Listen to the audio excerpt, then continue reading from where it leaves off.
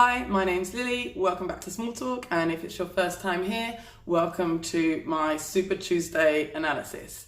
So we had a really crowded Democratic field a few months ago, and now it has been whittled down basically to two men standing. Anyway, let's have a little look at what is going on. I mean, what even is a primary?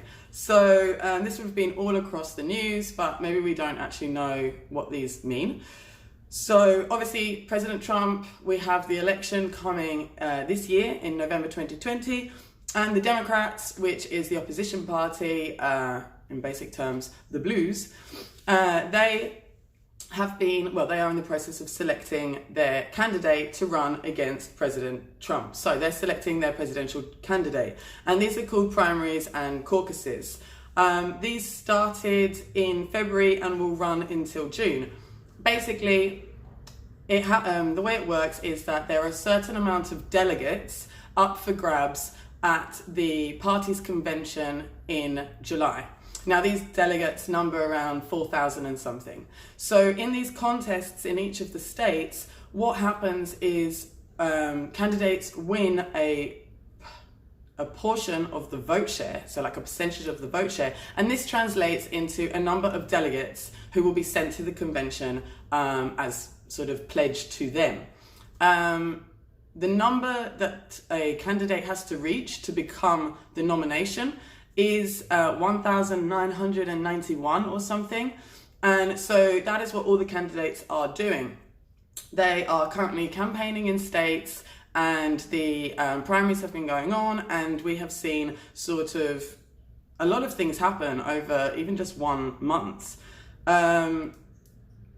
Super Tuesday. Why is it called Super Tuesday? Why is it such a big deal? Well, in fact, a whopping 40% of the total delegates are declared on this day. This is because 14 states, I think it is in the end, vote at the same time. So we have the two big ones, California and Texas, up for grabs, and that's why it's called Super Tuesday. It starts pretty low-key in February in Iowa and New Hampshire, which are two small states with not really a very diversified demographic to get to see how the rest of the contest will go on.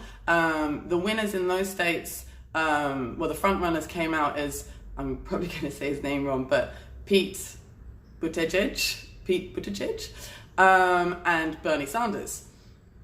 Now, going into Super Tuesday, what were the expectations? So, Bernie has been the front runner, sort of in, especially the last few weeks, growing momentum. But interestingly, what happened on the eve of Super Tuesday is that two candidates, they withdrew their nominations and they coalesced around Biden. So that was, I might say the name wrong again, Klobuchar and Buttigieg. They are seen as on the moderate side of the party, along with Biden, and they withdrew from the race. They said that they were endorsing Biden, and this seems to have really given him a boost going into Super Tuesday. What else is that Biden did win South Carolina, and this sort of brought him back into the running after performing really badly in the first few primaries and caucuses back in February. So the expectations were that this would be a pretty big night for Bernie Sanders, and that it would be they were hoping the knockout blow and sort of clear the path for him to the nomination in July at the convention. That didn't quite happen. So what did happen? Biden is out on top.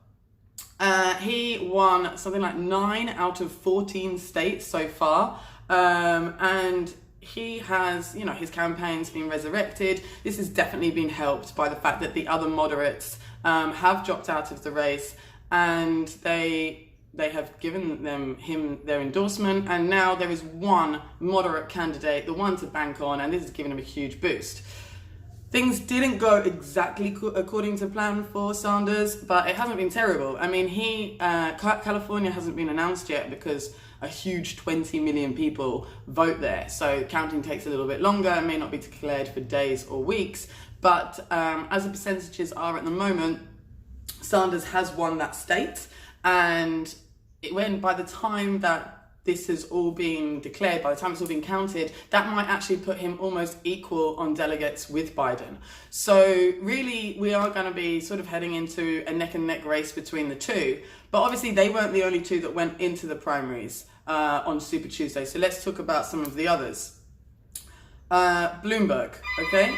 Oh God, someone's ringing my door. Okay, not going to answer that. So Mike Bloomberg, he, unconventionally, he's a billionaire, estimated like 60 billion, his net worth or something, 55 billion. And he decided to do the unconventional route. He skipped all of the early primaries, that's Iowa, New Hampshire, South Carolina, etc. And what he's done is he decided to spend big for Super Tuesday. He's pumped something like 34 million into advertising alone. And people say it's something like he's got a $500 million war chest for this campaign, and he has a huge team, etc. And people were seeing this as a real challenge. You know, is this going to be an unconventional but successful way to kind of get the nomination? He says he went into it because he thought Biden was weak and he wants to block Bernie Sanders from getting the nomination and take on Trump. Maybe billionaire to billionaire, maybe it's a thing. Anyway, it bombed. It really didn't do well. He didn't win in a single state. He did win American Samoa in the Pacific, but with a population of just 55,000. I mean, not dismissing, but you know. So yeah, he's meeting with his campaign team and his advisors today to see if he can continue in the race. But I mean, I can tell him, no, there's no hope. It's done. So bye-bye Bloomberg. Obviously as well, there's Elizabeth Warren. Now she actually entered, she was a front runner. I mean, she was the favorite before this all kicked off. She was the favorite. Like in 2019, everybody was talking about Elizabeth Warren, you know, she's going to take on Trump. And Trump seemed spooked enough to be kind of directing loads of his ire, his Twitter ire, at her. But I don't know, like her campaign has just faded, and she does pretty well in debates, in the Democratic television debates, but it hasn't translated to anything. She didn't even win in her home state of Massachusetts, which is pretty humiliating. So she's talking that, you know, they want to raise funds and they want to keep going till the end. But I don't know, you know, she will come under a lot of pressure now because she's seen as on the more progressive wing of the party with Sanders. So you've got Biden and the moderates, and then Sanders and Elizabeth Warren as the progressives. And she will be under pressure now from the Sanders camp to sort of withdraw her nomination and candidacy and endorse him. And sort of now we can have a progressive candidate versus a moderate candidate and have things, you know, more clear cut.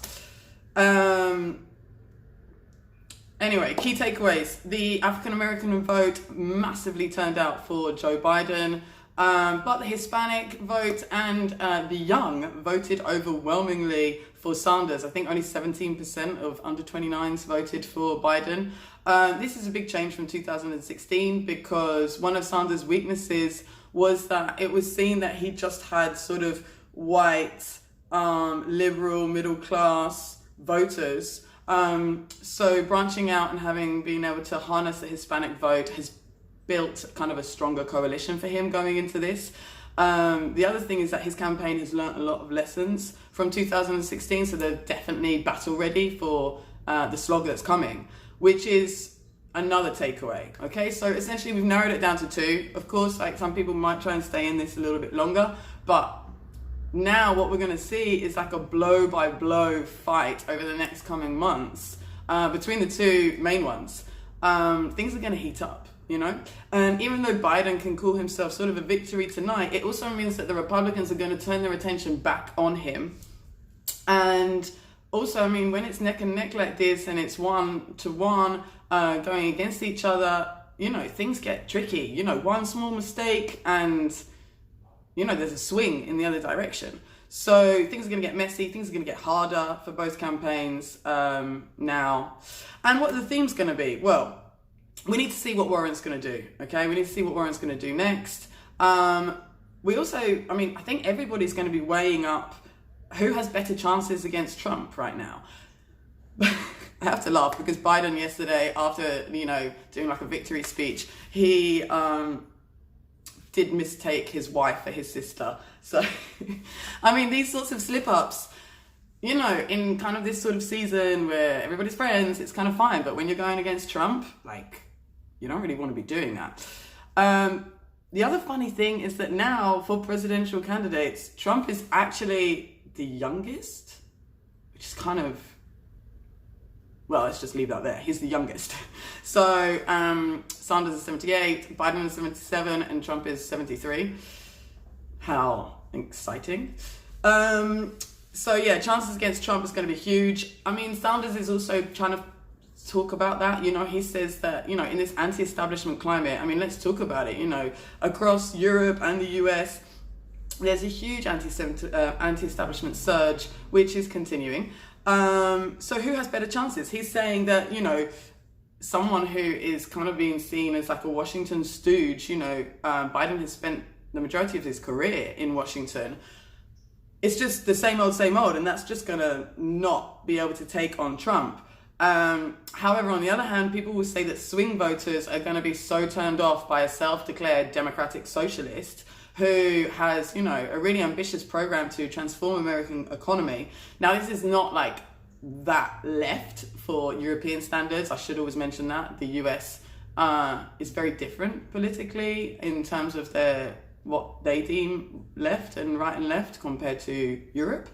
And then now, what happens? We've got the convention. What happens at the convention? Well, the worst nightmare scenario is that neither of these candidates win the 1,991 delegates before June. And then that means that what happens is we go to the Democratic convention in July, and it's called a contested convention.